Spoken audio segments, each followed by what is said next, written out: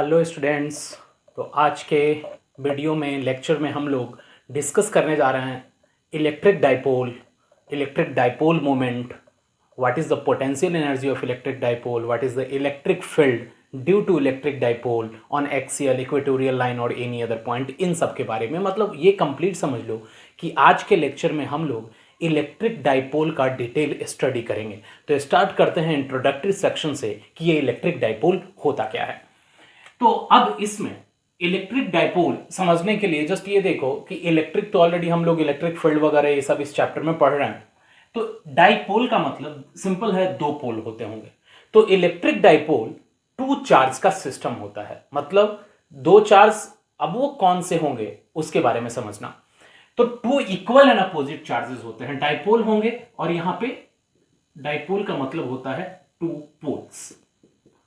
तो electric dipole क्या है? Two equal and opposite charges. तो सपोज एक चार्ज क्यू है तो उसी के इक्वल मैग्नीट्यूड का अपोजिट, मतलब अगर ये प्लस क्यू है तो ये माइनस क्यू चार्ज। तो two equal and opposite charge को अगर हम कुछ डिस्टेंस से सेपरेट करके रखेंगे तो इस पूरे सिस्टम को, it means Q minus Q, इस दोनों के सिस्टम को हम इलेक्ट्रिक डाइपोल कंसीडर करते हैं। तो इलेक्ट्रिक डाइपोल को अगर जस्ट डिफाइन करना हो, that is two equal and opposite charges separated by some distance. It means it consists two equal and opposite charges, two equal and opposite charges separated by some distance, charges separated by some distance. अब इसको थोड़ा हम समझते हैं कि ये आखिर electric dipole में जो सम डिस्टेंस की बात कर रहे हैं वो सम डिस्टेंस क्या। तो कैलकुलेशन को सिंपल रखने के लिए हम दो चार्जेस के बीच का जो डिस्टेंस है वो 2a कंसीडर करते हैं। तुम चाहो तो a कंसीडर कर सकते हो, d कंसीडर कर सकते हो, 2d कंसीडर कर सकते हो, 2l कंसीडर कर सकते हो, l कर सकते हो, कुछ भी, जस्ट ये डिस्टेंस है। लेकिन सिंपल कैलकुलेशन के लिए जनरली हम 2a यूज करते हैं, तो वो यूज कर रहे हैं, कोई नेसेसरी नहीं है। तो अब इस पूरे सिस्टम को डाइपोल कहा जाएगा। तो डाइपोल में हमेशा समझ लेना, अगर एक चार्ज प्लस क्यू है तो दूसरा उसी मैग्नीट्यूड का अपोजिट नेचर का चार्ज होगा। इट मीन्स अगर एक 2 कूलम है तो दूसरा -2 कूलम होगा, अगर एक 3 माइक्रो कूलम है तो दूसरा -3 माइक्रो कूलम होगा। It means equal and opposite charges होंगे और उनको कुछ स्मॉल डिस्टेंसेस सेपरेट करके रखा जाएगा, तो वो इलेक्ट्रिक डाइपोल होते हैं। तो अब इस इलेक्ट्रिक डाइपोल में अगर हम बात करें तो दो चार्जेस हैं और कुछ उनके बीच का डिस्टेंस है। तो बहुत सारे डाइपोल्स ऐसे पॉसिबल हैं, मतलब डिस्टेंस बदलेंगे फिर चार्ज का मैग्नीट्यूड बदलेंगे, तो वो डाइपोल है जो अलग अलग नेचर का होगा। तो डाइपोल को एक दूसरे से डिफरेंशिएट करने के लिए हम स्ट्रेंथ ऑफ इलेक्ट्रिक डाइपोल पढ़ते हैं, और किसी भी इलेक्ट्रिक डाइपोल के स्ट्रेंथ को इलेक्ट्रिक डाइपोल मोमेंट के टर्म में कैलकुलेट किया जाता है। इट मीन जब भी तुम इलेक्ट्रिक डाइपोल पढ़ोगे तो एक इलेक्ट्रिक डाइपोल दूसरे से डिफरेंट कैसे है तो हम उसको स्ट्रेंथ के टर्म में पढ़ते हैं। तो स्ट्रेंथ ऑफ इलेक्ट्रिक डाइपोल क्या होता है वो समझना, उसको हम बोलते हैं इलेक्ट्रिक डाइपोल मोमेंट। ये डाइपोल है पूरा सिस्टम, इलेक्ट्रिक डाइपोल मोमेंट। तो जस्ट इलेक्ट्रिक डाइपोल मोमेंट क्या होता है, इसको हम P से जनरली डिनोट करते हैं। P वेक्टर क्वांटिटी है तो हम जस्ट एरो यूज कर रहे हैं उसके ऊपर। तो अब electric dipole moment, just this is the product of either of the charges, either मतलब दोनों में से एक, आइदर ऑफ द चार्जेस क्योंकि दोनों का मैग्नीट्यूड तो सेम है, either of the charges and the separation between them, and the separation between them। इसका मतलब अगर हम P को लिखना चाहें तो P it means electric dipole moment किसके इक्वल होता है, तो product of the either of the charges, मतलब दोनों में से किसी एक का charge Q and the separation between them. तो दोनों के बीच का सेपरेशन कितना है 2a, तो 2a।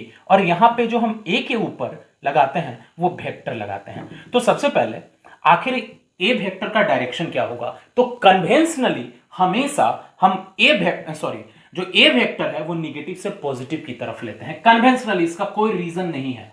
तो ए वेक्टर इधर की तरफ होगा, इसका मतलब पी वेक्टर का भी डायरेक्शन हमेशा निगेटिव से पॉजिटिव की तरफ होता है। तो इस केस में ए वेक्टर का डायरेक्शन याद रखना कन्वेंशनली लिया जाता है, that is always from negative to positive. It means direction of a vector is conventionally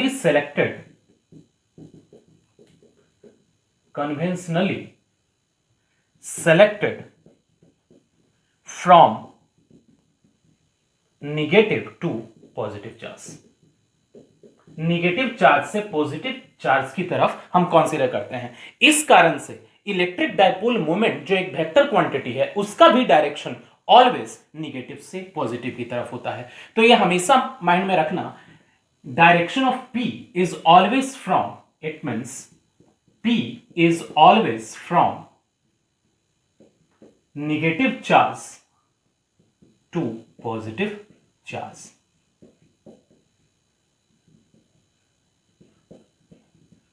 तो इलेक्ट्रिक डाइपोल मोमेंट हम जस्ट पढ़ते हैं ताकि हम इलेक्ट्रिक डाइपोल को कंपेयर कर सकें, और उसको स्ट्रेंथ ऑफ इलेक्ट्रिक डाइपोल भी कहा जाता है। तो strength of electric dipole is electric dipole moment that is the product of either of the charges and the separation between them. It is a vector quantity and the direction of the electric dipole moment is always selected from the negative to positive direction। तो ये तो है electric dipole and electric dipole moment. अगर हम इसके unit की बात करें तो यूनिट जस्ट सिंपली सिलेक्ट कर सकते हो, Q का कुलम होता है और A डिस्टेंस है, इट मींस मीटर होगा, तो that will be coulomb metre. It means कि C को कैपिटल में लिखेंगे और M को स्मॉल में, तो दिस इज कुलम मीटर। तो ये समझ लो कि इलेक्ट्रिक डाइपोल और इलेक्ट्रिक डाइपोल मोमेंट एग्जैक्टली दोनों एक दूसरे से रिलेटेड है, और ये डाइपोल मोमेंट का टर्म तुम अलग अलग केसेस में भी पढ़ोगे। जब मैग्नेटिक डाइपोल पढ़ोगे तो उस केस में भी मैग्नेटिक डाइपोल मोमेंट पढ़ने को मिलेगा। तो डाइपोल मोमेंट समझने के बाद अब ये देखते हैं कि आखिर प्रैक्टिकली नेचर में इलेक्ट्रिक डाइपोल एग्जिस्टेंस का मीनिंग क्या है। इलेक्ट्रिक डाइपोल मीनिंग जैसे opposite, equal and opposite charges होंगे और उनको कुछ डिस्टेंस से सेपरेट करके रखा जाएगा। तो ऐसे देखते हैं कि किसी तरह के मॉलिक्यूल्स में एग्जिस्ट होता है कि नहीं। तो हम यहाँ पे पढ़ने वाले इलेक्ट्रिक डाइपोल के दो टाइप्स, इट मीन्स एक मॉलिक्यूल के दो टाइप्स जो इलेक्ट्रिक डाइपोल के सेंस में पढ़ेंगे, एक होता है पोलर मॉलिक्यूल और एक होता है नॉन पोलर मॉलिक्यूल। इन दोनों में क्या डिफरेंस है इलेक्ट्रिक डाइपोल के सेंस में पढ़ने वाले हैं वो देखते हैं। ये सब लोग नोट डाउन कर लोगे।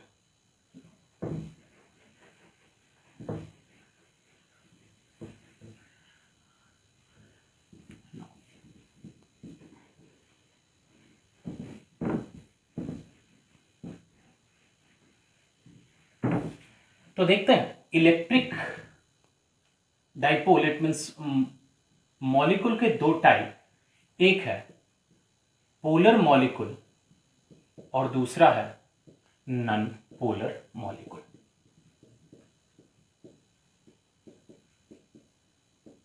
तो नॉन पोलर मॉलिक्यूल और पोलर मॉलिक्यूल में जस्ट समझना, पोलर मॉलिक्यूल का मतलब है कि डिफरेंट है, हर मॉलिक्यूल में चार्जेस तो प्रेजेंट होते ही हैं।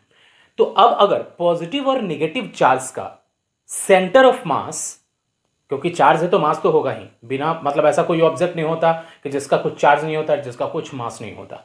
तो जब भी एक मॉलिक्यूल में पॉजिटिव और निगेटिव चार्ज दोनों हैं तो उन दोनों चार्ज का सेंटर ऑफ मास एक दूसरे को कॉन्साइड करेगा, मतलब एक ही पॉइंट पे होगा। तो ऐसे मॉलिक्यूल को हम पोलर मॉलिक्यूल कंसीडर करते हैं। लेकिन नॉन पोलर में क्या है कि सॉरी हम उल्टा बोल दिया, अगर एक ही पॉइंट पे होंगे तो वह एग्जैक्टली नॉन पोलर होंगे। नॉन पोलर मतलब उसमें कोई पोल क्रिएट नहीं हुआ, दोनों पॉजिटिव और नेगेटिव एक ही पॉइंट पे है, तो ऐसे मॉलिक्यूल को नॉन पोलर मॉलिक्यूल बोलेंगे। और पोलर में क्या होगा कि पॉजिटिव एंड नेगेटिव चार्ज का सेंटर ऑफ मास दोनों एक दूसरे से सेपरेट होंगे, तो वो होंगे एग्जैक्टली पोलर मॉलिक्यूल। तो ये हम एग्जाम्पल में भी देखेंगे। इट मींस इस केस में हम बोल सकते हैं centre of mass of positive and negative charge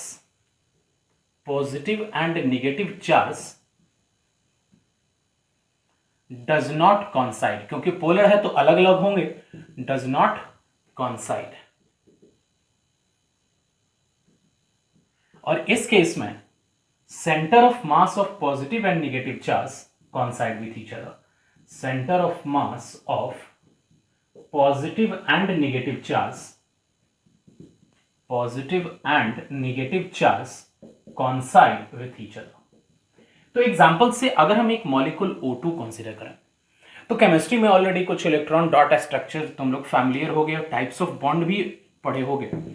तो अगर हम दो मॉलिक्यूल लें, सॉरी दो एटम लें ऑक्सीजन का, तो ऑक्सीजन के दो एटम में डेफिनेट है कि आउटर मोस्ट में जो होते हैं ऑक्सीजन में वो 6 इलेक्ट्रॉन होते हैं। तो एग्जैक्टली कोवैलेंट बॉन्ड बनाते हैं।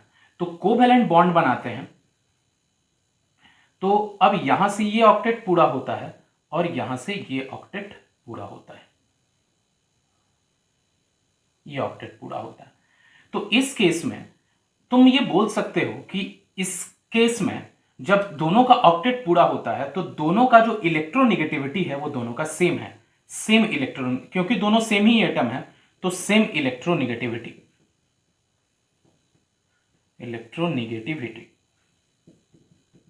तो इलेक्ट्रोनेगेटिविटी क्या होता है कि बॉन्डेड पेयर ऑफ इलेक्ट्रॉन उसी एटम की तरफ अट्रैक्टेड होते हैं। तो जब दोनों सेम है इसका मतलब है कि bonded pair of electron exactly किसी भी तरफ अट्रैक्टेड नहीं होगा। तो इस तरह से हम बोल सकते हैं कि दोनों का सेंटर ऑफ मास एक दूसरे से कॉन्साइड कर जाएगा। तो ये जो है वो नन पोलर में है, तो ये एग्जैक्टली नन पोलर है। तो नन पोलर है तो जस्ट ये समझ लो ये नन पोलर के लिए है। अब अगर पोलर के लिए बात करें तो पोलर के लिए हम कंसीडर कर लेते हैं H2O। तो H2O जस्ट ये ऑक्सीजन है और इधर सपोज हाइड्रोजन है, ये ऑक्सीजन है और ये इधर हाइड्रोजन है। अब इस केस में तुम क्या देखोगे, ऑक्सीजन का इलेक्ट्रोनेगेटिविटी हाइड्रोजन से ज्यादा होता है। तो डेफिनेट है ये जो है इसके कंपैरिजन में निगेटिव होगा। तो अगर ये पार्शियली निगेटिव होगा, ये पार्शियली पॉजिटिव होगा और ये पार्शियली पॉजिटिव होगा, तो निगेटिव से पॉजिटिव की तरफ इधर एक डाइपोल मोमेंट क्रिएट होगा और इधर डाइपोल मोमेंट क्रिएट होगा और इन दोनों का रिजल्टेंट इस डायरेक्शन में होगा। तो इस तरह से बोल सकते हो कि इस H2O में एक परमानेंट डाइपोल मोमेंट क्रिएट होता है और वो डाइपोल मोमेंट इस डाइपोल मोमेंट और इस डाइपोल मोमेंट के रिजल्टेंट के अलॉन्ग होता है। तो ये जो है इसको हम बोल सकते हैं पोलर मॉलिक्यूल। पोलर इसलिए क्योंकि यहाँ पे पॉजिटिव और नेगेटिव चार्ज का जो सेंटर ऑफ मास से कॉन्साइड नहीं करता, इसी कारण से तो इसमें डाइपोल मोमेंट क्रिएट हो जा रहा है और यहाँ पे पार्शियली नेगेटिव चार्ज और ये पार्शियली पॉजिटिव चार्ज। ये तुम लोग पढ़े होगे कोवेलेंट बॉन्ड में भी पार्शियल एग्जैक्टली नेगेटिव और पॉजिटिव चार्ज सेपरेट होता है, केमिस्ट्री में इसका डिटेल पढ़े होंगे। तो जस्ट हम उस पर नहीं जा रहे हैं, जस्ट हम डाइपोल मोमेंट पे कॉन्सेंट्रेट करते हैं। तो अगर ये नेगेटिव चार्ज यहाँ है, ये पॉजिटिव चार्ज है, तो डेफिनेटली डाइपोल मोमेंट एक इधर और एक इधर, इन दोनों का रिजल्टेंट इधर की तरफ नहीं डाइपोल मोमेंट। तो हम समझ सकते हैं कि नेचर में भी जो मॉलिक्यूल्स होते हैं वो मॉलिक्यूल्स पोलर और नॉन पोलर होते हैं। तो इसका जो एग्जिस्टेंस हम समझ सकते हैं कि इसमें भी एक इलेक्ट्रिक डाइपोल क्रिएट होता है और इसमें भी इलेक्ट्रिक डाइपोल क्रिएट नहीं होता। इसमें क्यों नहीं होता? क्योंकि पॉजिटिव और नेगेटिव चार्ज एक दूसरे से कॉन्साइड कर जाते हैं। तो इलेक्ट्रिक डाइपोल का मतलब है two equal and opposite charges एक दूसरे से थोड़ा सेपरेट होना चाहिए, सम डिस्टेंस, और वो सेपरेशन ज्यादा होगा कम होगा उसको हम एक और टर्म में पढ़ने वाले हैं, ideal dipole.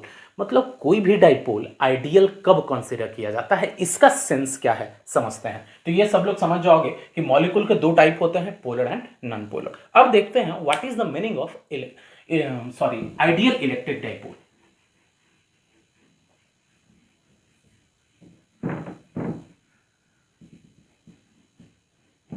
What is the meaning of ideal electric dipole? Now,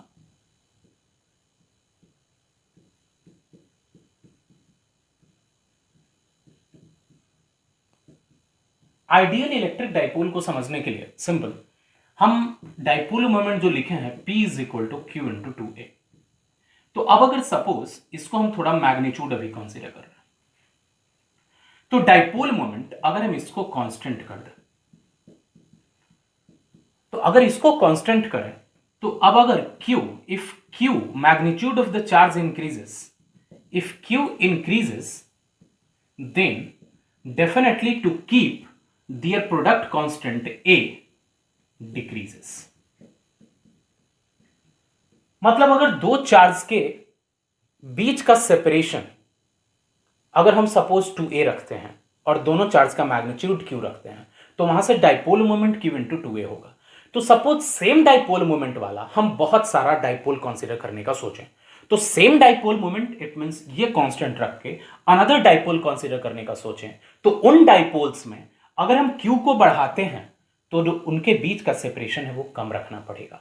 तो कोई भी डाइपोल आइडियल तब कंसीडर किया जाएगा जब दोनों चार्ज के बीच का सेपरेशन जितना कम होगा। It means in ideal dipole Q is selected of very large magnitude and A is selected of very small distance or small magnitude। मतलब A बहुत कम होगा और Q का वैल्यू बहुत ज्यादा बड़ा होगा, तो उसको हम आइडियल डाइपोल की तरह कंसीडर करते हैं। तो it means if Q is larger and A is smaller, then dipole, electric dipole is considered as ideal electric dipole।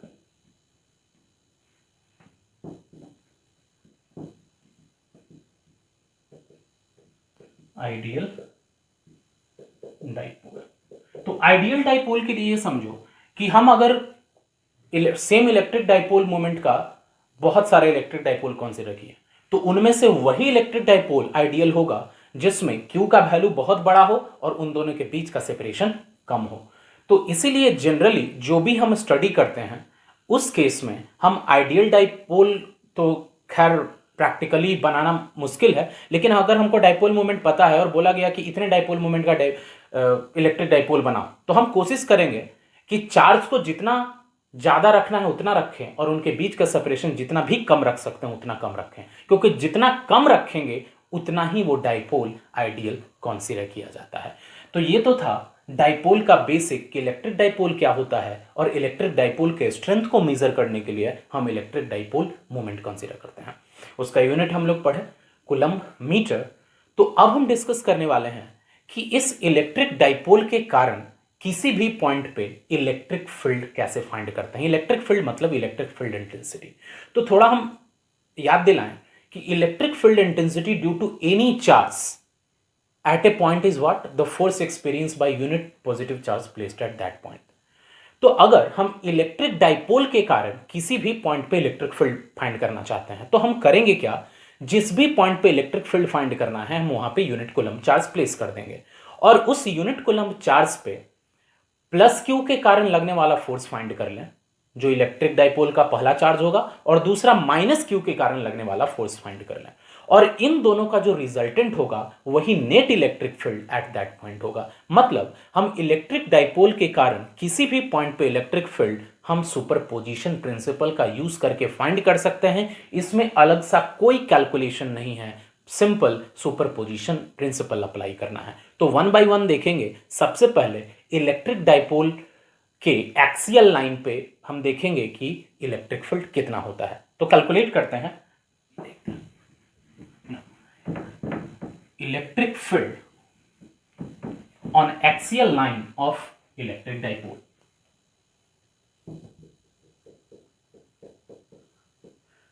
Electric field on axial line of electric dipole।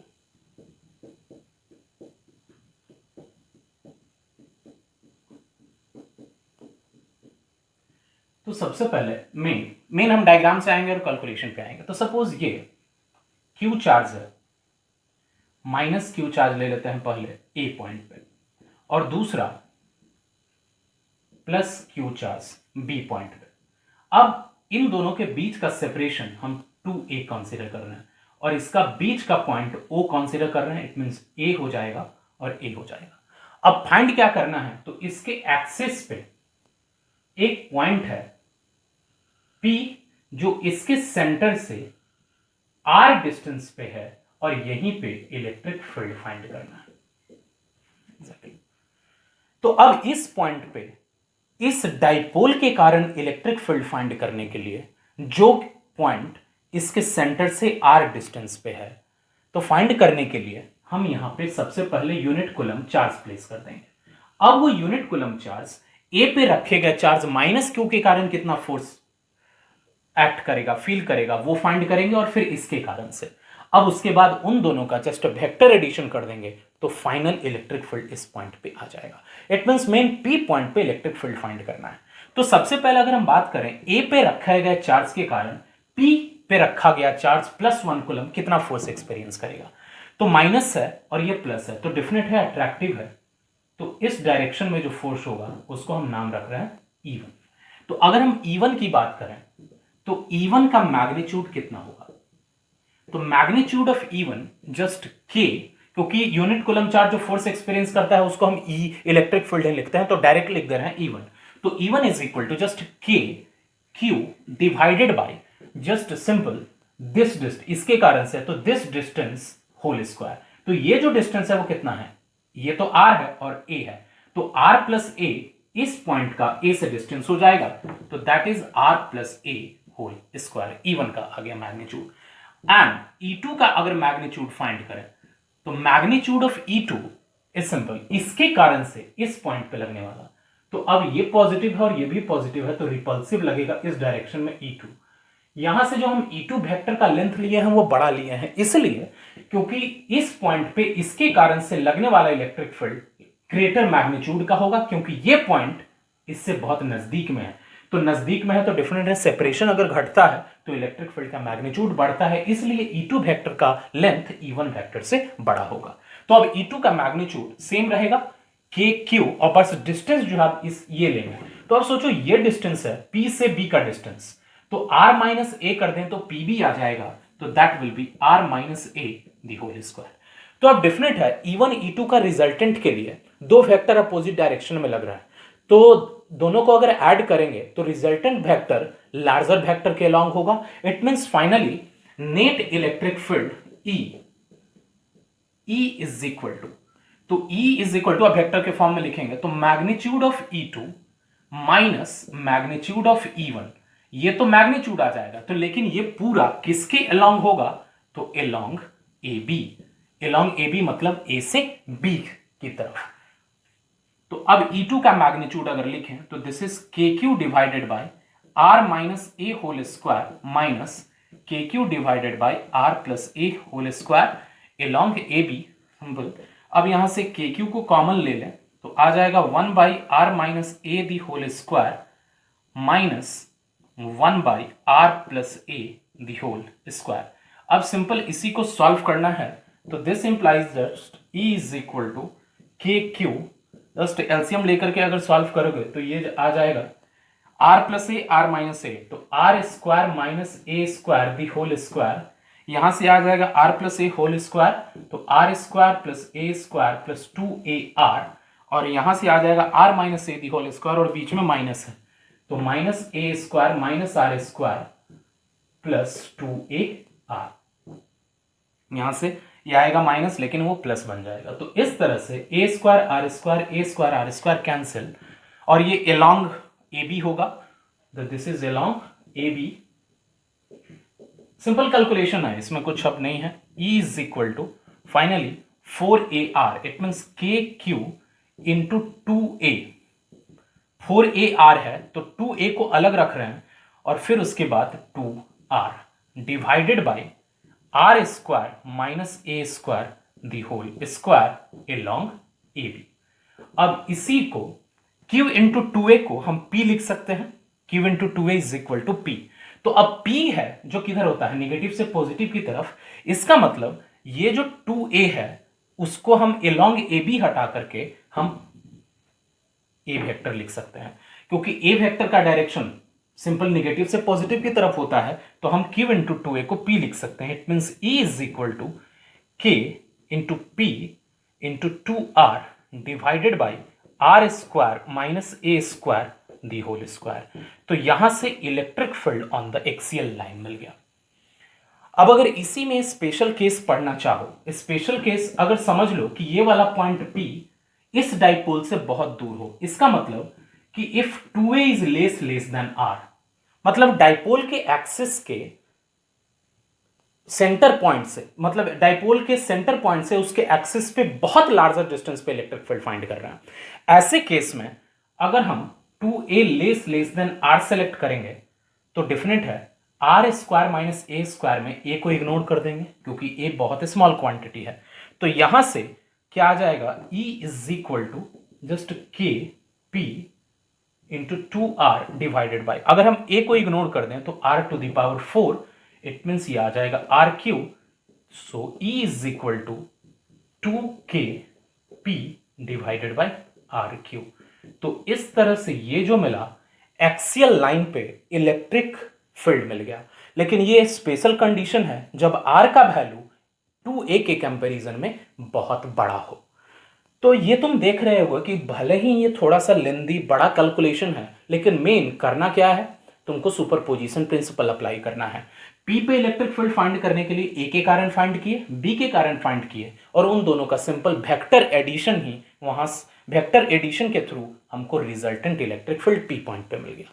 तो simple सा mathematical calculation है, just practice करो, इसमें बहुत complicated कुछ नहीं है, बस एलसीएम वगैरह लेकर के कैंसिलेशन का काम करना है, और स्पेशल केस में एक बार ए को आर के कंपैरिजन में नेग्लेक्ट कर देना है तो वहां से स्पेशल कंडीशन का मिल जाएगा। तो ये तो था कि एक्सियल लाइन पे लेंगे। अब अगर इलेक्ट्रिक डाइपोल के इक्वेटर पे किसी भी पॉइंट पे इलेक्ट्रिक फील्ड फाइंड करना चाहेंगे तो वो कैसे कैलकुलेट करेंगे देखते हैं, ये सब लोग नोट डाउन कर लोगे। तो अब देखते हैं electric field on equatorial line. तो सबसे पहले हम इलेक्ट्रिक डाइपोल कंसीडर किए, ए बी, माइनस क्यू यहाँ पे प्लेस्ड है, प्लस क्यू यहाँ पे, तो डाइपोल मोमेंट हमेशा निगेटिव से पॉजिटिव की तरफ होता है, ये पी डाइपोल मोमेंट के लिए है। दोनों के बीच का सेपरेशन 2a, तो सेंटर से ए का डिस्टेंस a और फिर ये भी a। अब इसके इक्वेटर पे, इक्वेटर मतलब जस्ट समझ लो ए बी को ज्वाइन करने वाले लाइन का परपेंडिकुलर बाइसेक्टर, वही इसका इक्वेटर होगा। तो उस इक्वेटर पे सेंटर से r डिस्टेंस पे इलेक्ट्रिक फील्ड फाइंड करना है, इट मींस इस पॉइंट पे इलेक्ट्रिक फील्ड फाइंड करना है। तो अगेन हम क्या करेंगे, सुपरपोजिशन प्रिंसिपल, पहले ए पे रखे गए चार्ज के कारण पी पॉइंट पे इलेक्ट्रिक फील्ड फाइंड करेंगे, फिर बी पे रखे गए चार्ज के कारण पी पॉइंट पे इलेक्ट्रिक फील्ड फाइंड करेंगे, और उन दोनों का वेक्टर एडिशन इस पॉइंट का नेट इलेक्ट्रिक फील्ड होगा।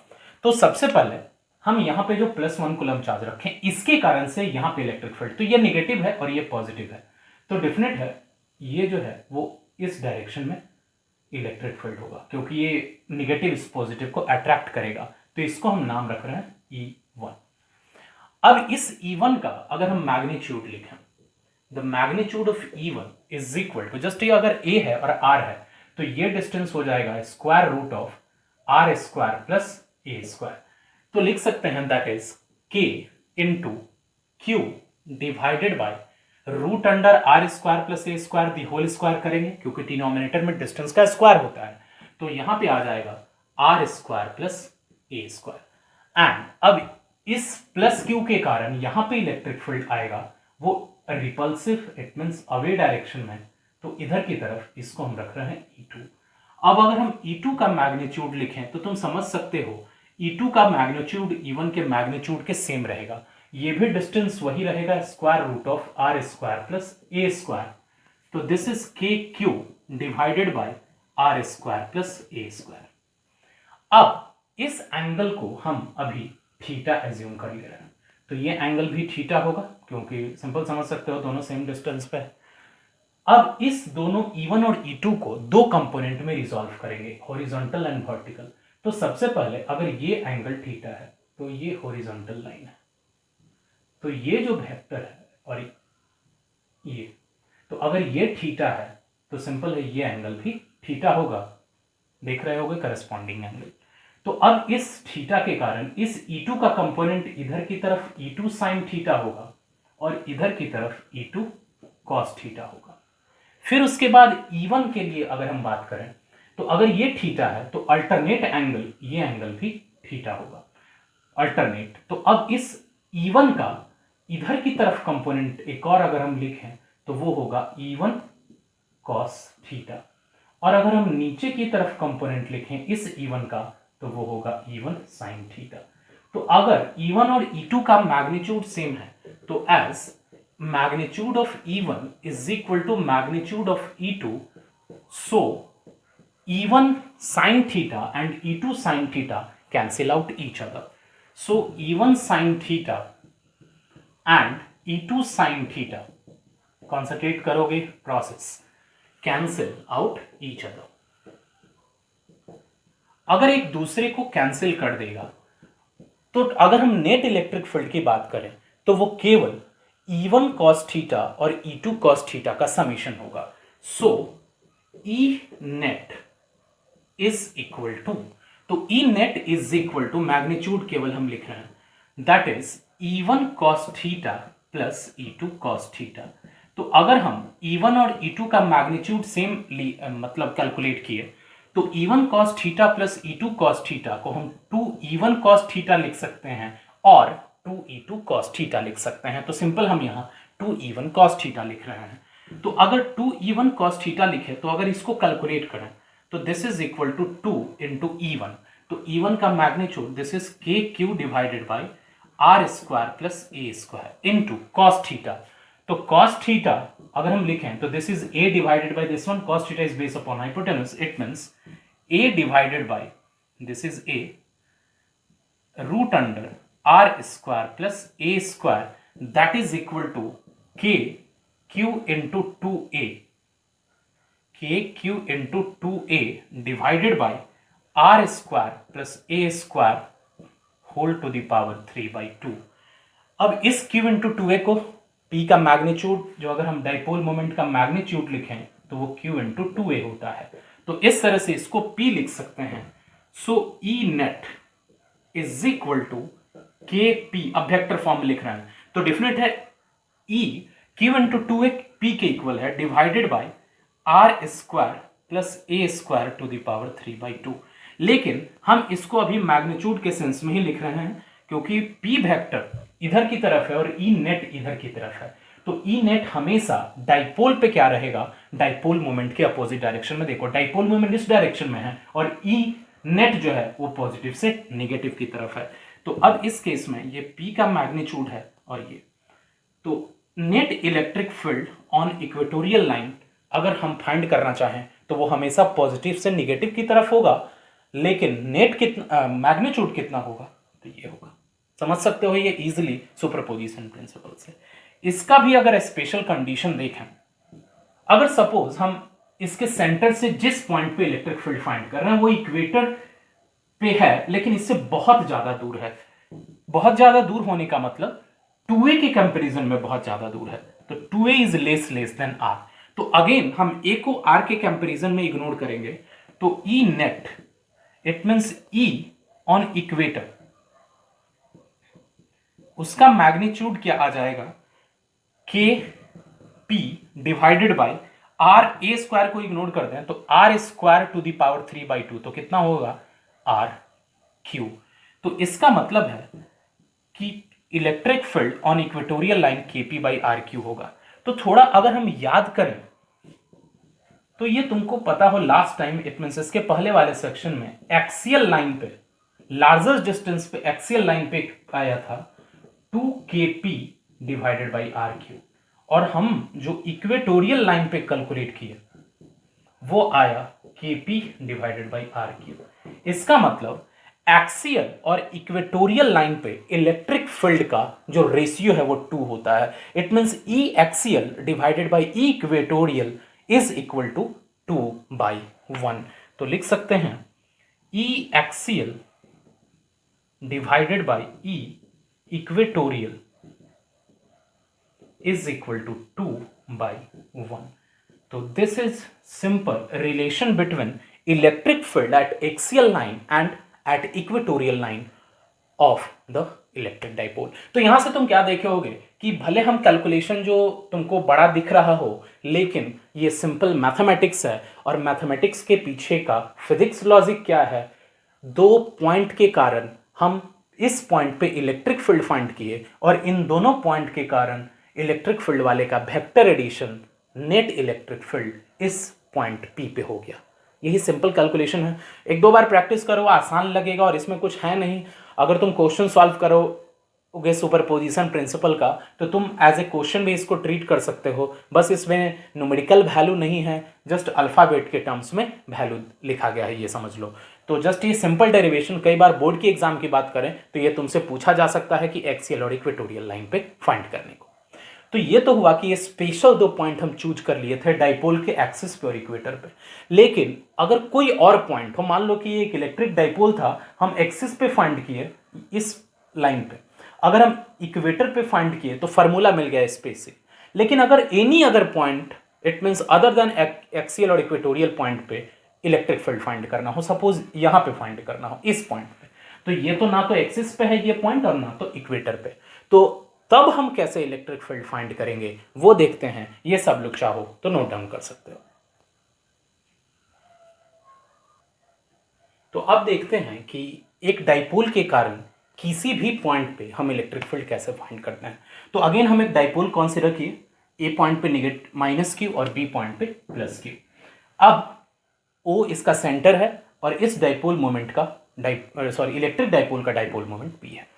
अब जो हम पॉइंट लेंगे जहां इलेक्ट्रिक फील्ड फाइंड करना है, ना तो एक्सिस पे होगा और ना ही इक्वेटर पे। तो सपोज हम पॉइंट यहां ले लेते हैं पी ऑलरेडी यूज किया, सपोज हम के ले ले, के पॉइंट पे फाइंड करना है। अब वो के पॉइंट ओ पॉइंट से सेंटर से हमेशा डिस्टेंस गिवन होगा वो आर है, और ओ के जिस लाइन के अलोंग है वो लाइन इस डाइपोल से थीटा एंगल फॉर्म करता है। इट मींस आर और थीटा ये दोनों गिवन है। अब इस पॉइंट पे, के पॉइंट पे, इस डाइपोल के कारण इलेक्ट्रिक फील्ड फाइंड करना है, और ये के पॉइंट जो दिख रहा है ना तो इस डाइपोल के एक्सिस पे है और ना तो इक्वेटर पे है। तो इसको हम फाइंड करने के लिए क्या लॉजिक अप्लाई अप्लाई करेंगे ये सुनना। अब हम इस ए बी डाइपोल को दो डाइपोल में रिजॉल्व कर देंगे। ए बी डाइपोल जो एक है हम उसको दो डाइपोल में रिजॉल्व करेंगे, जिसमें एक डाइपोल का डाइपोल मोमेंट इस ओके के अलोंग होगा और दूसरा डाइपोल का डाइपोल मोमेंट ओके के परपेंडिकुलर होगा। तो वो कैसे समझो। अगर हम इसको पीछे की तरफ ऐसे एक्सटेंड करते हैं, अगर ये थीटा है तो ये भी थीटा होगा।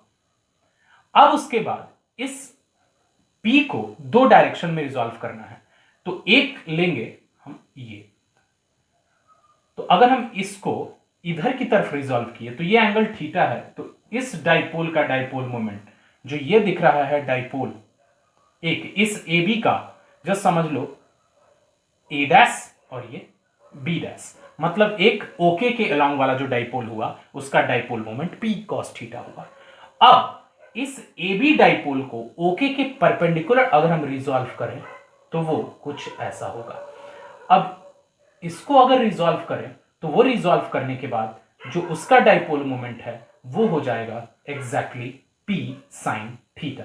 तो P साइन थीटा मतलब ये P था, ये वेक्टर, तो इधर की तरफ P cos थीटा, इधर की तरफ P साइन थीटा। ये जो हुआ उसको A डबल डैश और ये B डबल डैश नाम रख देते हैं। It means here AB dipole is resolved into two dipole. One dipole is A dash B dash whose dipole moment is P cos theta, and other dipole is A double dash B double dash whose dipole moment is P sin theta. अब ऐसा करने के बाद ये जो point K है जहां पे इलेक्ट्रिक फील्ड फाइंड करना है, वो point K A dash B dash dipole के एक्सिस पे आ जाता है। तो A डैश B डैश के एक्सिस पे आने के कारण अगर हम एक्सिस वाला फॉर्मूला यूज करें, इट मींस अगर ये माइनस क्यू है और ये प्लस क्यू है, तो इसके एक्सिस पे अगर इसका डाइपोल मोमेंट P है, तो एक्सिस पे अगर इलेक्ट्रिक फील्ड क्या लिखते हैं, this is 2kp divided by इन दोनों के बीच का, इट मींस सेंटर से यहां r स्क्वायर, ये लिखते हैं ये डिस्टेंस अगर r है। अब उसी तरह इस पॉइंट पे इस A डैश B डैश के कारण चलिए तो हम क्या लिखेंगे, 2k into dipole moment of this dipole is P cos theta. तो क्या आ जाएगा यहां से डाइपोल, पहला E1 अगर हम नाम रखें तो E1 मैग्नीट्यूड आएगा, this is 2k P cos theta divided by r, it means ये जो डिस्टेंस है वो r है, तो डिवाइडेड बाई r स्क्वायर। ये हम आर क्यू हम लोग यूज किए हैं, तो दैट इज आर क्यू, मतलब स्पेशल केस वाला कंडीशन हम यहां पे यूज कर रहे हैं। मतलब ये जो आर है वो दोनों डाइपोल के कंपैरिजन में वो बहुत डिस्टेंस के कंपैरिजन में बहुत बड़ा है। तो ये 2kp cos थीटा ये तुमको यहां से मिला। अगर हम इसके इक्वेटर वाले पे पॉइंट पे बात करें तो इधर होता था डाइपोल मोमेंट, अगर इधर है तो इसका क्या था, this is 2k, this was kp divided by r Q था। तो Kp डिवाइडेड बाई RQ, तो ये सोचो ये इस डायरेक्शन में है डाइपोल मोमेंट, तो अब इसके इक्वेटर पे है, तो यहां पे जो डाइपोल होगा A dash B dash dipole के कारण यहां पे जो इलेक्ट्रिक फील्ड होगा वो होगा E2, और उस E2 का मैग्नीट्यूड होगा Kp साइन थीटा, क्योंकि Kp होता है और यहां डाइपोल मोमेंट उसका कितना है P साइन थीटा, तो Kp sign theta divided by RQ। तो इस तरह से ए बी डाइपोल को हमने दो डाइपोल में कन्वर्ट कर दिया, ए डैश बी डैश और A double dash B double dash. A dash B dash के कारण इलेक्ट्रिक फील्ड इस पॉइंट से पे E1 आया इस डायरेक्शन में, और A double dash B double dash के कारण जो इलेक्ट्रिक फील्ड आया इस डायरेक्शन में E2। अब इन दोनों का जो नेट इलेक्ट्रिक फील्ड है वो फाइंड करेंगे। तो जस्ट हम E2 को लिख रहे हैं यहां पे, this is equal to K sine theta divided by RQ। तो अब इन दोनों का वेक्टर एडिशन, तो जस्ट पैरेललोग्राम लॉ यूज करें तो ये जो है इलेक्ट्रिक फील्ड वो नेट इलेक्ट्रिक फील्ड होगा। तो अगर नेट इलेक्ट्रिक फील्ड हमको चाहिए, उसका मैग्नीट्यूड चाहिए, तो वो लिखते हैं ना, नेट इलेक्ट्रिक फील्ड के मैग्नीट्यूड की पहले बात करते हैं। तो मैग्नीट्यूड इट मींस दोनों के बीच का एंगल 90 है, तो अगर दो का मैग्नीट्यूड पता है और दोनों के बीच का एंगल 90 है, तो square root of just E1 square plus E2 square लिख सकते हैं, that is equal to square root of E1 square, it means that is 2Kp cos theta by RQ the whole square plus K sin theta, Kp sin theta, now this is P, Kp sin theta divided by RQ the whole square. Now this is equal to, अब यहां से हम common लेकर के square का term हम बाहर कर ले रहे हैं, this is K square P square, K square P square cos square theta, तो it means K square P square cos square theta, K square P square यहां पे भी आएगा, तो बाहर जो टर्म आ जाएगा स्क्वायर लेने के बाद that will B Kp divided by RQ, और यहां से जो टर्म मिलेगा 4 cos theta, 4 cos square theta plus sine square theta. अब इसको अगर सॉल्व करें, सिंप्लीफाई ही करना है, Kp by RQ square root of 4 cos square theta को 3 cos स्क्वायर थीटा प्लस एक सिंगल cos स्क्वायर थीटा बच जाएगा, तो cos square theta plus sine square theta 1। तो इस तरह से जो नेट इलेक्ट्रिक फील्ड मिल गया वो मिल गया ये इसका मैग्नीट्यूड। तो अब रिजल्टेंट का डायरेक्शन गिवन से कितना है, मतलब इसके लॉन्ग, तो इसको अल्फा नाम रख देना।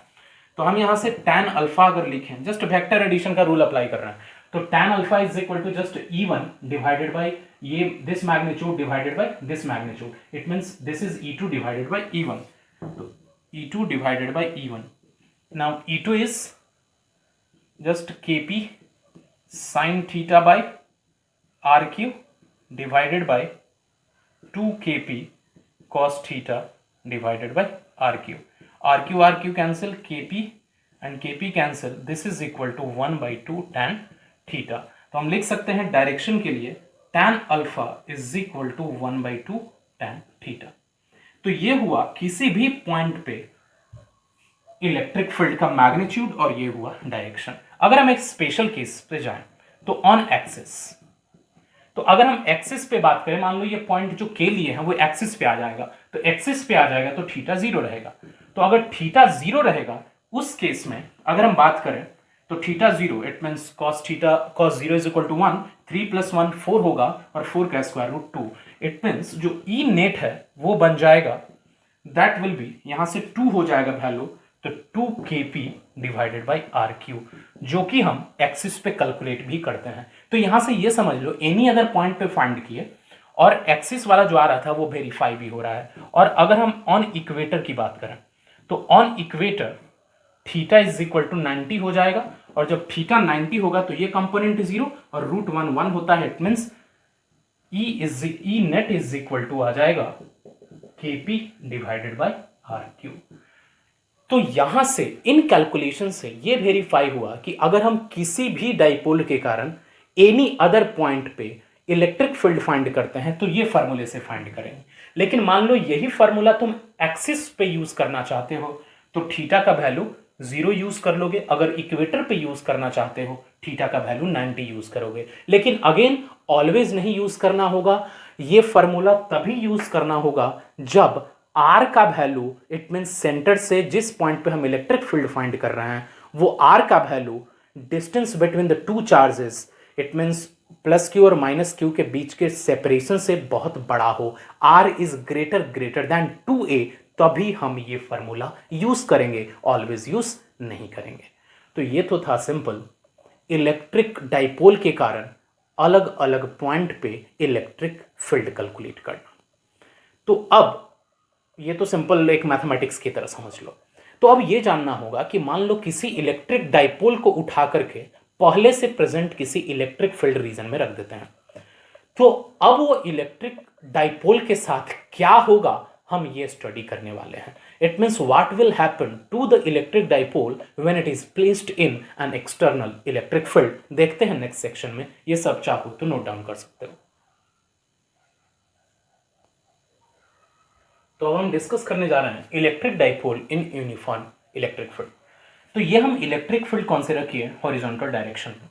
अब इस इलेक्ट्रिक फील्ड में एक डाइपोल हम प्लेस कर दे रहा है, और वो डाइपोल कुछ इस तरह से हम प्लेस करें, ये माइनस क्यू है और ये प्लस क्यू है, ए पॉइंट और ये बी पॉइंट, और दोनों के बीच का सेपरेशन है 2a। तो अब डिफरेंट है, ये जैसे ही डाइपोल को प्लेस करते हैं तो अब इस डाइपोल के कारण से, मतलब डाइपोल में दो चार्ज के कारण से, ये दोनों चार्ज इस इलेक्ट्रिक फील्ड के कारण फोर्स एक्सपीरियंस करेगा। तो यूनिफॉर्म इलेक्ट्रिक फील्ड का मतलब है कि इस इलेक्ट्रिक फील्ड के ईच एंड एवरी पॉइंट पे इलेक्ट्रिक फील्ड सेम रहेगा। तो जब सेम रहेगा तो अगर ये प्लस क्यू चार्ज है और इलेक्ट्रिक फील्ड इस डायरेक्शन में है, तो डेफिनेट है plus Q charge electric field के डायरेक्शन में ही फोर्स एक्सपीरियंस करेगा, और जो वो फोर्स एक्सपीरियंस करेगा वो होगा Q E, electric field into charge, that is a force experience by any charge particle. और अगर इस पॉइंट पे बात करें ये निगेटिव है, तो अगर वो निगेटिव है तो इलेक्ट्रिक फील्ड के अपोजिट डायरेक्शन में फोर्स एक्सपीरियंस करेगा। ये तुम समझ सकते हो कि जैसे मान लो कहीं पे भी कोई इलेक्ट्रिक फील्ड है, जैसे ये मान लो प्लस क्यू है और इस प्लस क्यू के कारण इलेक्ट्रिक फील्ड इधर जा रहा है इस डायरेक्शन में, तो अब इस रीजन में अगर हम यहां पे कोई भी प्लस क्यू चार्ज रखते हैं, पॉजिटिव चार्ज, तो डिफरेंट है इस प्लस क्यू के कारण जो इलेक्ट्रिक फील्ड इस डायरेक्शन में था, ये प्लस क्यू उसी डायरेक्शन में फोर्स एक्सपीरियंस किया, पॉजिटिव पॉजिटिव रिपेल करेगा। अगर हम यहां पे माइनस क्यू रखते हैं तो इस प्लस क्यू के कारण डेफिनेट है ये अट्रैक्टिव, मतलब इलेक्ट्रिक फील्ड के अपोजिट डायरेक्शन में। तो अगर हम कभी भी इलेक्ट्रिक फील्ड में कहीं पे पॉजिटिव चार्ज रखते हैं तो पॉजिटिव चार्ज इलेक्ट्रिक फील्ड के डायरेक्शन में फोर्स एक्सपीरियंस करेगा, और नेगेटिव चार्ज इलेक्ट्रिक फील्ड के अपोजिट डायरेक्शन में फोर्स एक्सपीरियंस करेगा ना। अब फर्स्ट फोर्स की बात करें तो ये राइट की तरफ है, और जो सेकंड फोर्स ये जो एफ है वो क्यू ई ही है, लेकिन इस डायरेक्शन में है। तो अगर दो फोर्स इक्वल है और अपोजिट डायरेक्शन में लग रहा है, तो ये इक्वल है और अपोजिट डायरेक्शन में लग रहा है, तो इसका मतलब है कि ये जो डाइपोल है वो ट्रांसलेशनल इक्विलिब्रियम में होगा। ट्रांसलेशनल इक्विलिब्रियम में कहने का मतलब ये होता है the net force acting on the system must be zero. तो इस सिस्टम में दो चार्जेस हैं, फर्स्ट चार्ज पे जो फोर्स है वो राइट की तरफ लग रहा है, और सेकंड चार्ज पे जो फोर्स है वो लेफ्ट की तरफ लग रहा है, मतलब ठीक अपोजिट डायरेक्शन में। तो net force acting on the two charge system is completely zero, or if the net charge acting on the two charge system is zero, then the whole system is in translational equilibrium. So now net force लिख रहा है, net force on electric dipole, net force on electric dipole in uniform electric field, in uniform electric field, uniform रहेगा तभी ऐसा होगा, is equal to just minus QE plus QE is equal to 0। तो अगर net force 0 है then electric dipole is always, ये important point है, then electric dipole is always in translational equilibrium, translational equilibrium in uniform electric field। तो ये हमेशा mind में रखो कि अगर हम किसी भी इलेक्ट्रिक डाइपोल को एक्सटर्नल यूनिफॉर्म इलेक्ट्रिक फील्ड में रख देंगे तो वो ऑलवेज ट्रांसलेशनल इक्विलिब्रियम में होगा और उस पर लगने वाला नेट फोर्स जीरो होगा। मतलब नेट फोर्स जीरो है तभी वो ट्रांसलेशनल इक्विलिब्रियम में है। अब अगर हम बात करें two equal and opposite forces की, तो 11th के मैकेनिक्स में सब लोग पढ़े होंगे कि अगर two equal and opposite forces किसी सिस्टम पे लगते हैं और वो दोनों फोर्सेस का लाइन ऑफ एक्शन कॉन्साइड नहीं करता। लाइन ऑफ एक्शन मतलब ये जो फोर्स है वो इस लाइन के लॉन्ग लग रहा है और ये जो फोर्स है वो इस लाइन के लॉन्ग लग रहा है, तो वो दोनों लाइन ऑफ एक्शन अगर कॉन्साइड नहीं करता तो two equal and opposite forces के कारण टॉर्क प्रोड्यूस होता है। और वो टॉर्क इट मींस हम उसको एग्जैक्टली बोलते हैं कपल। कपल कब होता है? जब फोर्स का मैग्नीट्यूड सेम हो जाए और वो लाइन ऑफ एक्शन का जो डायरेक्शन है वो एक दूसरे से कॉन्साइड ना करे, तो उससे कपल बनता है और उस कपल से एग्जैक्टली मोमेंट प्रोड्यूस होता है जिसको हम टॉर्क भी बोलते हैं। Moment of a force is also a torque. तो अब इन दोनों फोर्सेस के कारण से टॉर्क प्रोड्यूस होगा। मतलब ये फोर्स इस चार्ज को इधर पुल करेगा और ये इधर, तो इसके कारण से ये इधर की तरफ रोटेट करने की कोशिश करेगा और इधर की तरफ, तो इस तरह से यहां एक क्लॉकवाइज रोटेशन प्रोड्यूस हो जाएगा। इट मींस यहां पे एक टॉर्क प्रोड्यूस होने के चांस है। तो अब वो टॉर्क का मैग्नीट्यूड कितना होगा हम ये फाइंड करने वाले हैं। तो टॉर्क कब लगेगा? जब टॉर्क का मेन रीजन क्या है कि किसी भी पॉइंट के अबाउट अगर नेट मूवमेंट, नेट मतलब जो टोटल है, इस पे भी लग रहा है इस पे भी लग रहा है, जो नेट मोमेंट है अगर वो जीरो नहीं है, मतलब नेट टॉर्क जीरो नहीं है, तो रोटेट करना स्टार्ट कर देता है। तो अब यहां से रोटेशन का केस है। इट मींस हम यहां पे अब डिस्कस करने वाले हैं रोटेशनल का केस। जो हम ट्रांसलेशनल का केस डिस्कस किए उसमें क्या देखे कि ऑब्जेक्ट मतलब सिस्टम ट्रांसलेशनल इक्विलिब्रियम में रहेगा। तो रोटेशन के सेंस में हम क्या देख रहे हैं कि ये रोटेशनल इक्विलिब्रियम में नहीं रहेगा क्योंकि ये इधर रोटेट कराना चाह रहा है और ये इधर रोटेट कराना चाह रहा है। तो अब हम फाइंड करने वाले हैं torque on the electric dipole in electric field. तो now expression for torque on electric dipole.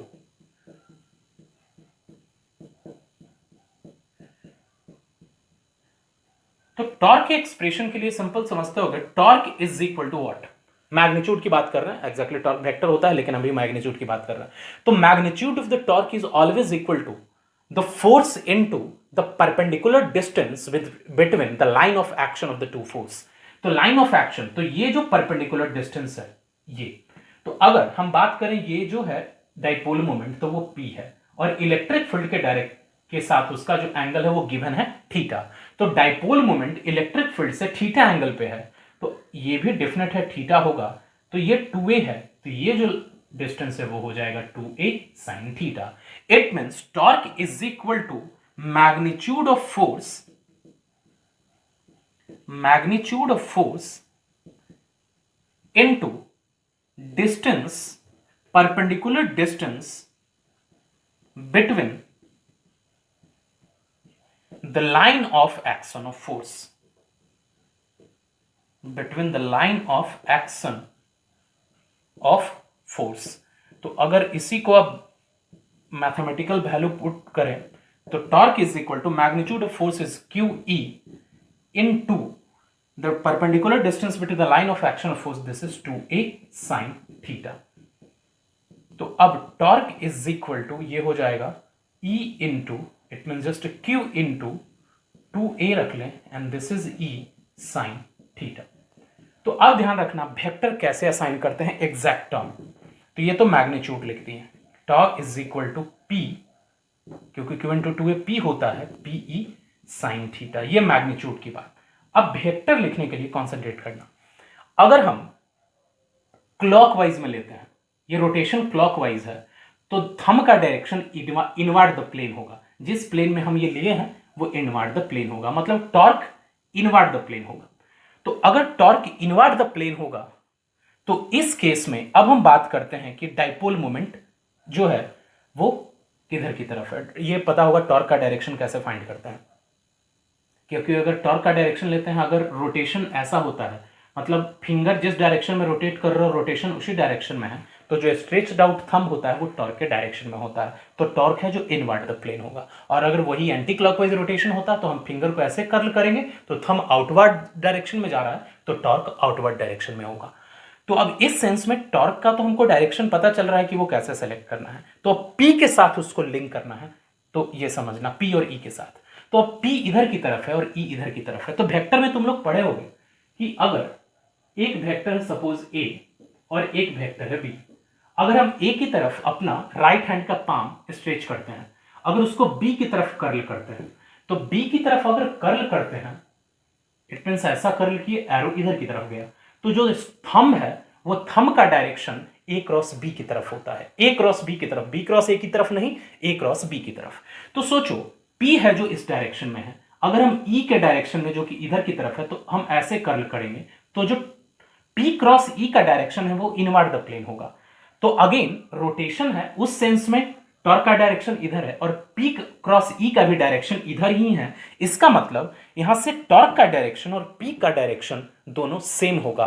तो हम लिख सकते हैं, सॉरी, पी क्रॉस ई का डायरेक्शन सेम होगा, तो torque is cross E sine, sorry, P cross E sine theta क्यों नहीं लिख रहा है, क्योंकि पी क्रॉस ई में पता है पी ही साइन थीटा होता है। तो ये तुम समझ सकते हो कि टॉर्क किसी भी इलेक्ट्रिक डाइपोल पे अगर लग रहा है तो उसका वेक्टर जब हम डिसाइड करेंगे तो कैसे किस डायरेक्शन में लग रहा है, तो देखो कि P जिस डायरेक्शन में है उस डायरेक्शन में अपना राइट हैंड का पाम स्ट्रेट कर लो और E की तरफ अपने फिंगर को कर्ल करना है। तो E की तरफ फिंगर को कर्ल करोगे, थंब जिस डायरेक्शन में जाएगा उसी डायरेक्शन में उस इलेक्ट्रिक डाइपोल पे टॉर्क लगेगा। ये वेक्टर में भी तुम लोग पढ़े होगे, वेक्टर में राइट हैंड थंब रूल, ये सब स्क्रू रूल पढ़ते होगे, लेकिन ये बहुत आसान मेथड है। जहां पे भी वेक्टर, अगर वेक्टर प्रोडक्ट तुमको दिखे तुम राइट हैंड पाम रूल से आसानी से कर सकते हो। फर्स्ट वेक्टर की तरफ अपना पाम स्ट्रेट करना है और सेकंड वेक्टर की तरफ अपने फिंगर को कर्ल करना है और थंब जिस डायरेक्शन में जाए उसी डायरेक्शन में उन दोनों के वेक्टर प्रोडक्ट का रिजल्टेंट होता है। तो अब इस केस में पी क्रॉस ई और टॉर्क का दोनों सेम है। तो यहां से हमको यह पता चला कि अगर हम किसी भी इलेक्ट्रिक डाइपोल को एक्सटर्नल इलेक्ट्रिक फील्ड में रखेंगे तो वो ट्रांसलेशनल इक्विलिब्रियम में होगा लेकिन रोटेशनल इक्विलिब्रियम में नहीं होगा। रोटेशनल इक्विलिब्रियम में इसलिए नहीं होगा क्योंकि तो जो टॉर्क है वो नॉट इक्वल टू जीरो है, और टॉर्क इक्वल टू जीरो होता तब भी वो रोटेशनल इक्विलिब्रियम में होता। तो टॉर्क इक्वल टू जीरो नहीं है, इसका मतलब कि ये इलेक्ट्रिक डाइपोल रोटेशनल इक्विलिब्रियम में नहीं होगा और इस पर लगने वाला टॉर्क पी क्रॉस ई के इक्वल होगा। अगेन एक और इंपॉर्टेंट पॉइंट। तो अब अगर ये टॉर्क हम देखें तो किस डायरेक्शन में लग रहा है, इस इलेक्ट्रिक डाइपोल को ये टॉर्क इस डायरेक्शन में रोटेट करने की कोशिश कर रहा है क्लॉकवाइज में। तो क्लॉकवाइज में रोटेट करने की कोशिश करना मतलब कहीं ना कहीं ये इलेक्ट्रिक डाइपोल को इलेक्ट्रिक फील्ड के डायरेक्शन में लाने की कोशिश कर रहा है। अगर हम डाइपोल समझें इसको, ये हम ऐसे होल्ड किए हुए हैं और ये समझ लो पॉजिटिव है और ये निगेटिव है, इस पे लगने वाला टॉर्क अगर इसको ऐसे रोटेट करना चाहता है, मतलब पहले से इलेक्ट्रिक डाइपोल इलेक्ट्रिक फील्ड के डायरेक्शन में नहीं था, थीटा एंगल पे था, लेकिन जैसे ही हम उसको इलेक्ट्रिक फील्ड में प्लेस करते हैं तो इस पे लगने वाला टॉर्क उसको इस डायरेक्शन में एंटी क्लॉकवाइज डायरेक्शन में रोटेट करने की कोशिश करता है। तो इसका मतलब उसको कहीं ना कहीं इलेक्ट्रिक फील्ड के डायरेक्शन में लाने की कोशिश कर रहा है। तो हम ये सिंपल बोल सकते हैं, the torque acting on electric dipole in uniform electric field try to bring it along the direction of electric field. मतलब हम किसी भी इलेक्ट्रिक डाइपोल को यूनिफॉर्म इलेक्ट्रिक फील्ड में प्लेस करेंगे तो उस पे लगने वाला टॉर्क डाइपोल को इलेक्ट्रिक फील्ड के डायरेक्शन में लाने की कोशिश करता है। ये बहुत इंपॉर्टेंट पॉइंट है, हम उसको लिख देते हैं, ये सब लोग डेफिनेटली नोट डाउन कर लोगे। तो हम यहां पे वो स्टेटमेंट लिख देते हैं,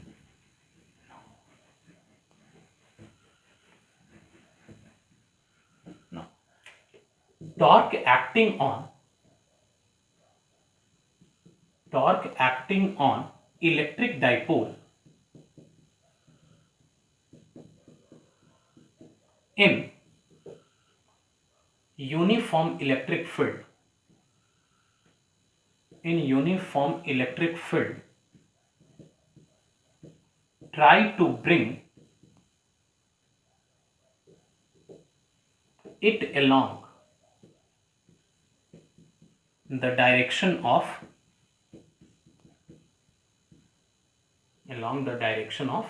electric field। हम यहां से और भी केस पढ़ेंगे।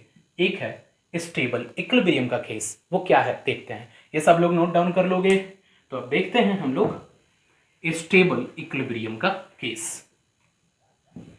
ये क्या है स्टेबल इक्विलिब्रियम और unstable equilibrium? Now that is condition of stable equilibrium.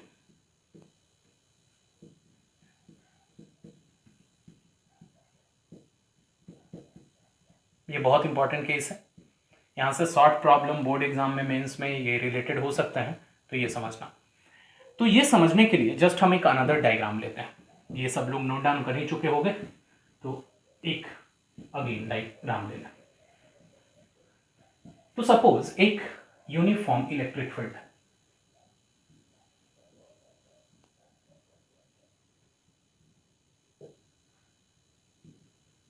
अब इस यूनिफॉर्म इलेक्ट्रिक फील्ड में हम एक डाइपोल को प्लेस करते हैं, -q और ये +q है। तो अब इस पे जो मतलब टॉर्क लगा वो इस डायरेक्शन में लगा।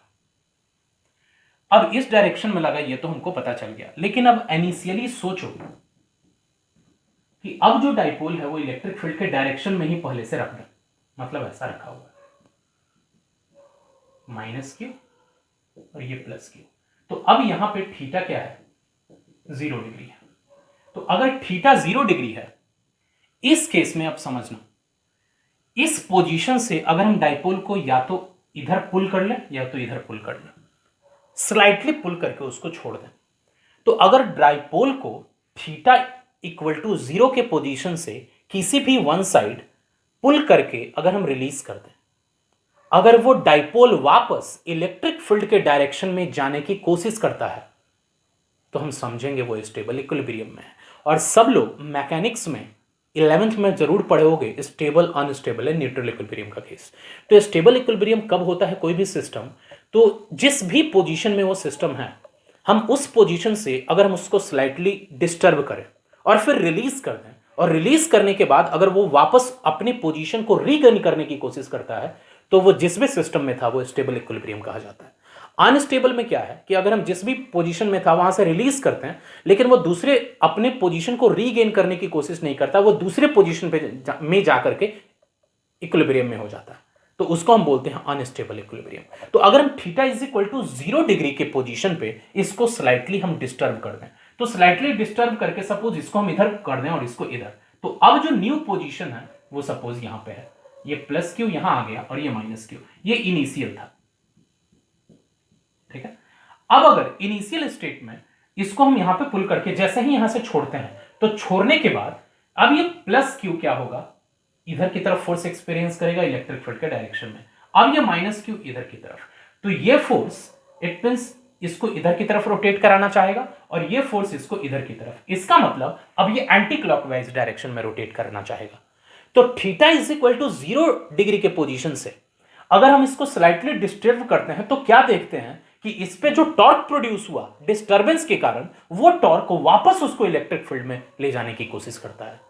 तो हम ये बोल सकते हैं कि थीटा = 0 डिग्री एक ऐसा पोजीशन है जिस पोजीशन से अगर हम डाइपोल को स्लाइटली डिस्टर्ब करके रिलीज कर दें, तो वो डाइपोल वापस थीटा = 0 के पोजीशन में जाना चाहता है। It means theta = 0 degree is the position of stable equilibrium of electric dipole in uniform electric field. मतलब theta = 0 degree exactly stable equilibrium का कंडीशन है किसी भी इलेक्ट्रिक डाइपोल के लिए जब वो यूनिफॉर्म इलेक्ट्रिक फील्ड में रखा जाएगा। तो हम ये फर्स्ट कंडीशन में लिख देते हैं, theta = 0 degree is the position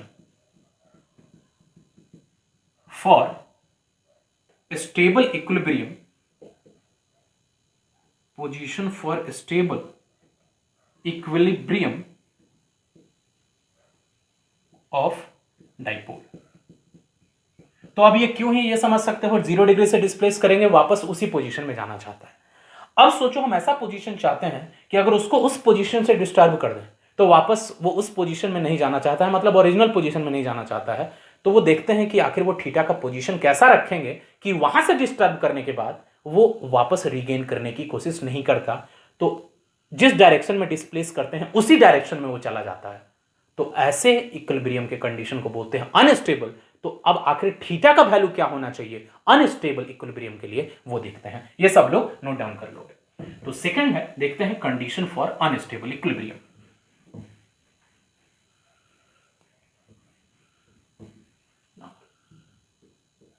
condition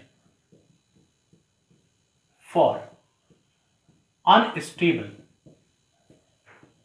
equilibrium.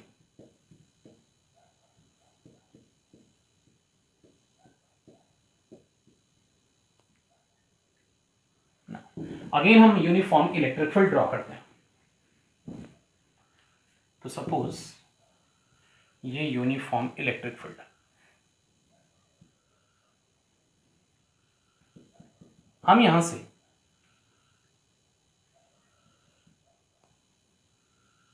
अब डाइपोल प्लेस कर रहे हैं, लेकिन अब निगेटिव इस साइड है और पॉजिटिव इस साइड। तो डाइपोल मोमेंट जो है वो किधर की तरफ, इस साइड की तरफ। तो अब ये सोचो, निगेटिव जो फोर्स एक्सपीरियंस करेगा वो इस साइड करेगा और पॉजिटिव इस साइड करेगा। तो ये जो है वो theta is equal to 180 degree का पोजीशन है, क्योंकि इलेक्ट्रिक फील्ड और पी वेक्टर के बीच का एंगल 180 डिग्री है। पी इस डायरेक्शन में, ई इस डायरेक्शन में। अब यहां से क्या करते हैं, इसको स्लाइटली इस डायरेक्शन में पुल करके छोड़ देते हैं। तो अब ये तो था जो इनिशियल पोजीशन था, अब इसको यहां से स्लाइटली डिस्टर्ब करते हैं और डिस्टर्बेंस कैसा होगा, वो ऐसा होगा। मतलब ये प्लस क्यू आ गया और ये माइनस क्यू आ गया। तो इस पोजीशन में क्या होगा ये समझो, ये माइनस क्यू इलेक्ट्रिक फील्ड के अपोजिट डायरेक्शन में फोर्स एक्सपीरियंस करेगा और ये प्लस क्यू इलेक्ट्रिक फील्ड के डायरेक्शन में फोर्स एक्सपीरियंस करेगा। तो ये फोर्स इसको इधर रोटेट कराना चाहेगा और ये फोर्स इसको इधर रोटेट कराना चाहेगा। तो यहां जो रोटेशन क्रिएट होगा वो एंटी क्लॉकवाइज, मतलब हम slightly zero theta is equal to 180 degree के पोजीशन से स्लाइटली डिस्टर्ब किए। तो डिस्टर्ब किए तो ये अपने पोजीशन को रीगेन वापस इधर नहीं आना चाह रहा है, वो इसी डायरेक्शन में जाने की कोशिश कर रहा है एंटी क्लॉकवाइज रोटेशन से, एंटी क्लॉकवाइज रोटेशन से।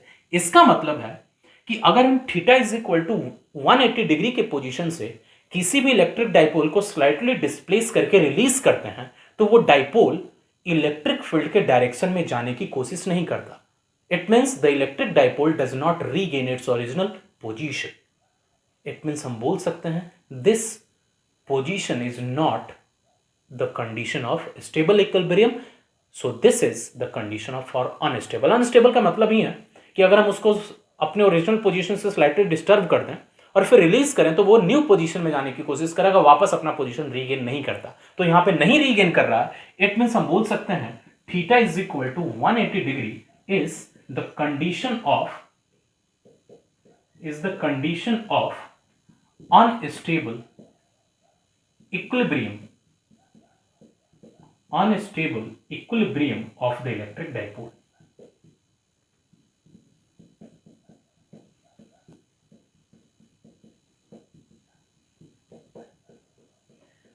तो ये तो था कि कोई भी इलेक्ट्रिक डाइपोल को हम एक्सटर्नल इलेक्ट्रिक फील्ड में रखेंगे तो क्या होगा। हम सबसे पहले समझे कि वो टॉर्क एक्सपीरियंस करेगा और उस टॉर्क के कारण वो डाइपोल इलेक्ट्रिक फील्ड के डायरेक्शन में जाएगा। लेकिन कोई भी डाइपोल एक्सटर्नल इलेक्ट्रिक फील्ड में किसी भी तरह का कोई नेट फोर्स एक्सपीरियंस नहीं करता, इसकी वजह से वो ट्रांसलेशनल इक्विलिब्रियम में रहता है। तो अब एक हमको particular angle theta is equal to 0 degree मिला, जिस कंडीशन में डाइपोल स्टेबल इक्विलिब्रियम में रहेगा और theta is equal to 180 degree के लिए डाइपोल अनस्टेबल इक्विलिब्रियम में रहेगा। तो ये डाइपोल के बारे में हुआ। तो आज के लेक्चर के लिए बस इतना ही, और नेक्स्ट लेक्चर में हम लोग क्या डिस्कस करेंगे वो इसी से रिलेटेड क्या होगा कि इलेक्ट्रिक डाइपोल का और भी हम डिटेल पढ़ेंगे। वो डिटेल ये होगा कि डाइपोल का पोटेंशियल एनर्जी क्या होता है जब हम किसी एक्सटर्नल इलेक्ट्रिक फील्ड में रखते हैं। इसको हम लिंक करने के लिए एक पॉइंट बता के जाते हैं नेक्स्ट लेक्चर से पहले, ताकि वो तुम पहले से पढ़ लो। 11th में सब लोग ग्रेविटेशन पढ़े होंगे, तो ग्रेविटेशन में सब लोग कैलकुलेट किए होंगे gravitational potential energy of any mass in gravitational field of any other mass. मतलब किसी भी एक मास का, जैसे कोई सैटेलाइट हो गया, तो किसी भी सैटेलाइट का अगर ग्रेविटेशनल पोटेंशियल एनर्जी चाहिए अर्थ के ग्रेविटेशनल फील्ड में, तो वो लॉजिक क्या था। या फिर समझ सकते हो, तो अगर कोई भी एक मास है m, उसका अर्थ के ग्रेविटेशनल फील्ड में अर्थ से एक डेफिनेट हाइट पे अगर हम ग्रेविटेशनल पोटेंशियल एनर्जी फाइंड करते हैं तो उसका लॉजिक क्या है, वो सब लोग अच्छे से एक बार पढ़ लोगे। और अगर वो सबको पता हो तो यहां पे हम उसी से लिंक करके इलेक्ट्रिक डाइपोल का potential energy external electric field में बताएंगे। अगर जो कोई नहीं भी समझे हो तो ऐसा नहीं है कि उसको आगे का topic potential energy of electric dipole in external electric field समझ नहीं आएगा। हम उसको भी एक्सप्लेन करने की कोशिश करेंगे, लेकिन पढ़ लोगे तो सब लोग के लिए ज़्यादा बेटर होगा। तो नेक्स्ट लेक्चर में मिलते हैं इलेक्ट्रिक डाइपोल के बारे में कुछ और डिटेल स्टडी के साथ।